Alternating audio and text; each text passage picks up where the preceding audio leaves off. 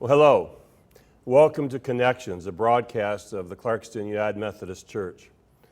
My name is Rick Dake, and I'm the senior pastor of this congregation, and it is my great privilege to be with you for a few moments today. My wife Laura and I moved here back in 2004 to this great community, and we've been blessed to be a part of it for these 12 years. And in those 12 years, I have grown to have a very deep and great appreciation for what it means to be living within the community of Clarkston, not only the village, but the entire network of neighborhoods and communities that come together to make Clarkston what it is today. The connection to Clarkston is one that may make sense, that I would appreciate when you understand that I serve a church that has been intimately connected with the Clarkston community since Clarkston's very beginning.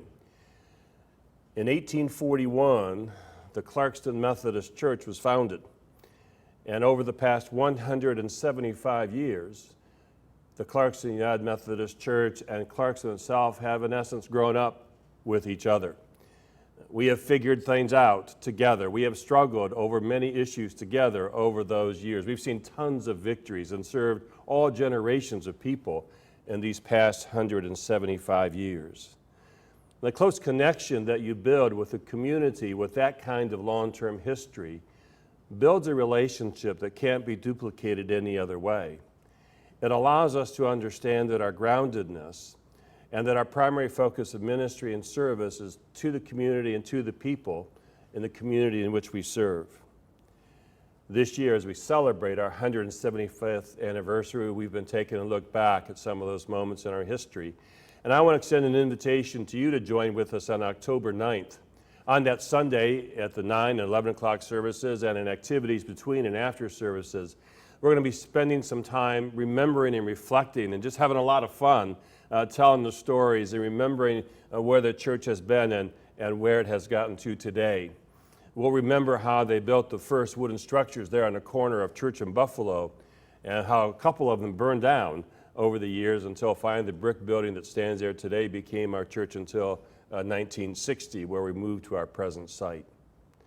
As we celebrate that history, we believe that it gives us a firm foundation and a grounding to know what our identity is. There's something quite precious about those kinds of anniversaries, and we hope that you'll be able to be a part of us on that great day. But we also know knowing your history can become a trap for some people. It can lead folks to want to continue to go back to the past, to think about the glory days as they once were, to continue to talk about things that no longer are in the memory of the people in the area or community in which they serve. Well, we believe that our history, instead of becoming a trap, gives us a foundation to launch from. We think about the generations that have been served over the many years in this community, and it makes us driven to want to serve the generations to come for the next 50 to 100 years and beyond.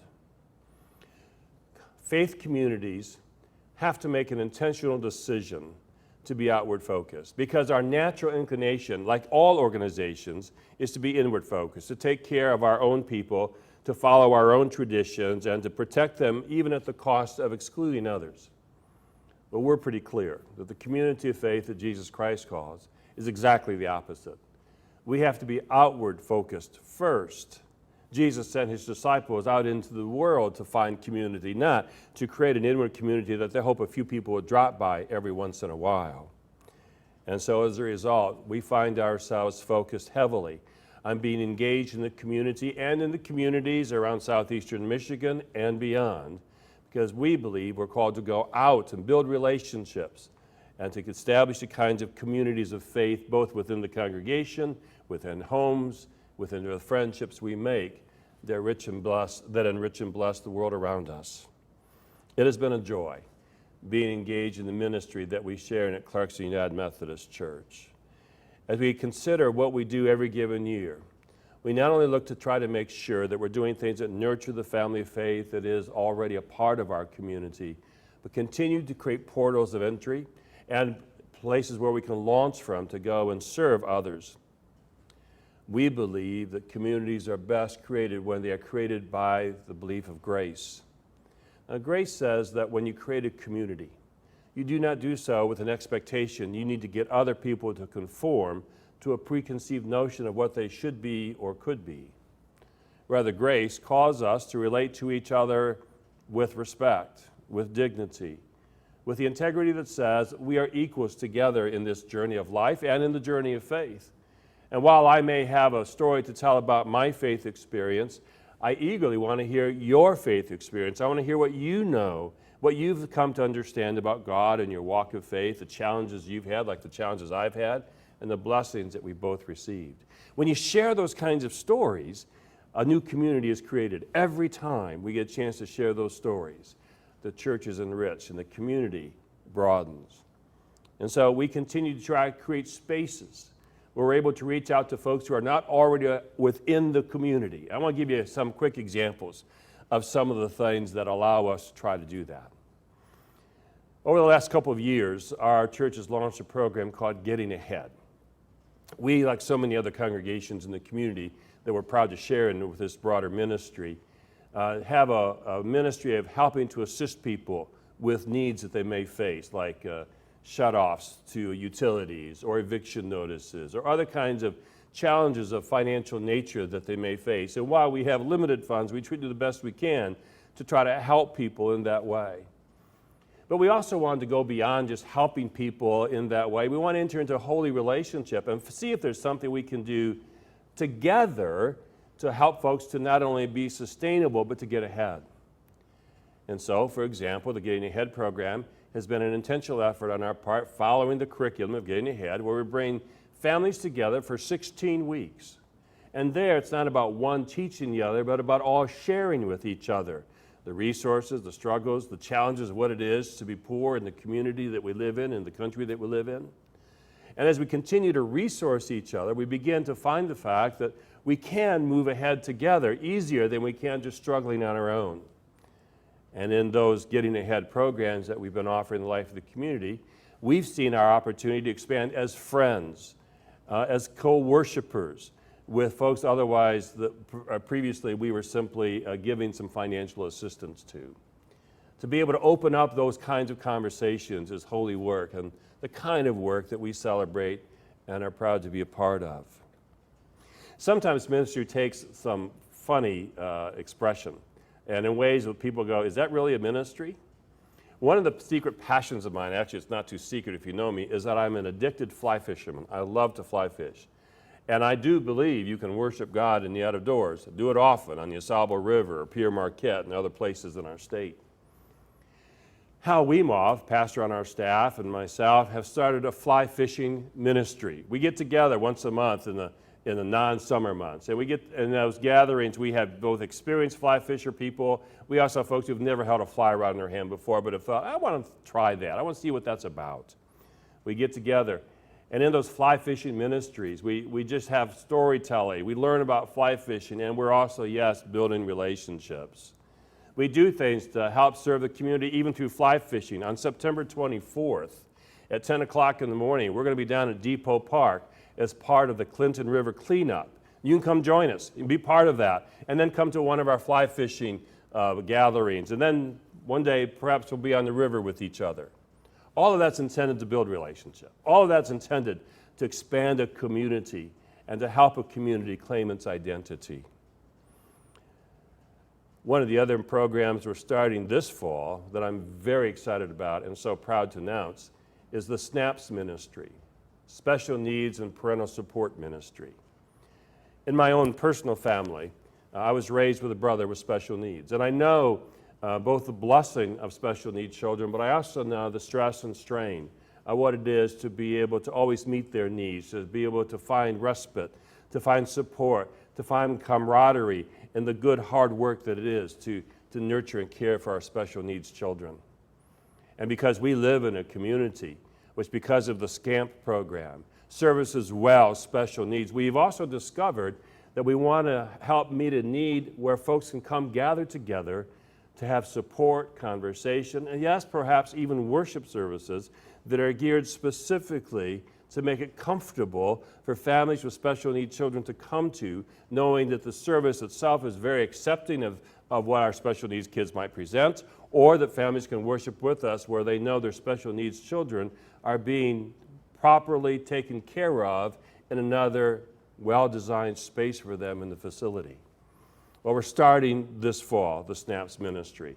I want to invite you if you know folks who have special needs children, to invite them to come to our program. We're having a guest speaker come later in September, and then starting a support program in October. All of that information can be found on clarkstonumc.org. And I'm going to invite you to come and be a part of that and to support the families with special needs. It will be a true blessing for them and, again, for the larger community. We believe in partnering in mission. We don't think we have to do it all by ourselves. And so oftentimes we go into other communities and do service ministry, like the mission we have done for several years in Pontiac, where we go down and partner with Hope Warming Center near Baldwin, on Baldwin Avenue on the north side of Pontiac.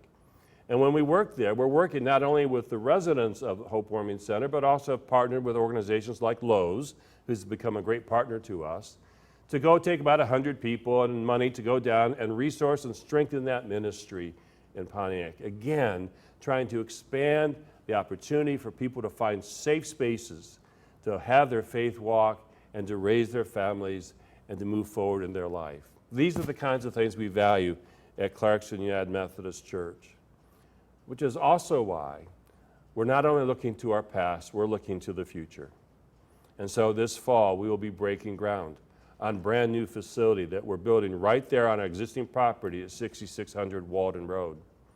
This existing space will be 70% completely renovated on the interior and have 18,000 square foot of new space added to it around. The two spaces added around that may have been of most interest to you is, first of all, the community center, so aptly named because we want it to be an extension to the community. It's going to be a large group space. Think middle school gym that can do things like host parties, have large speaking events, and oh yes, play basketball, play volleyball, do dodgeball, and other kinds of activities for the church and for the community as we come together in that new space. We're also on the front side of the church extending our entryway as a way symbolically and practically creating new space for people to enter into the building, where there'll be hospitality more easily received, and where there'll be new program space of a very different flavor for us to be able to offer. Both of those spaces are intended to help us continue the ministry of connecting to the community, and in grace, connecting the gospel of Jesus Christ to all we encounter. In Acts 2, they talk about after the Holy Spirit came, the believers gathered together and shared everything they had in common. Well, we believe we're called to share everything we have in common with everyone in this great community that we serve. And this is my invitation to you to come and be a part of that ministry. Find your place in it and help us find places that we haven't even discovered yet where we can serve you and serve others. This community has always found its best moments when we have not focused on our own needs, but found in serving others that our lives are blessed more than we could ever imagine. We want that to not only be the legacy of our ministry, but the future of it. And so I invite you to be a part of it with us, and I look forward to being with you for the next 12 years or more, but even more for this congregation and this community shared together over the next 175 years, making great connection and continuing to be the community of faith that God has always called us to be. Thanks a lot for listening. Look forward to seeing you down the road.